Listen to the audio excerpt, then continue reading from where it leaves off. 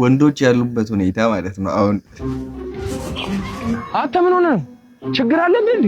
እንደነገርኩ ነው። እሷ ማለት የምፈልገው ፒዛ፣ በርገር ምናምን መኪና ምናምን እኔ ታውቃለህ የሸበጥ አንድ አመት ከ10 ወር ምናምን ወጣት ግን እስቲ የምለብሰው እንዳልቼን ያው ባለፈው ነው የሰራሁት እንዴ የተሰፋው ይሄ ነው። አዎ እንዴ እዛ ማፈልገው ነገር የለም። እቺ ዳጫ እንዝረብ እንደው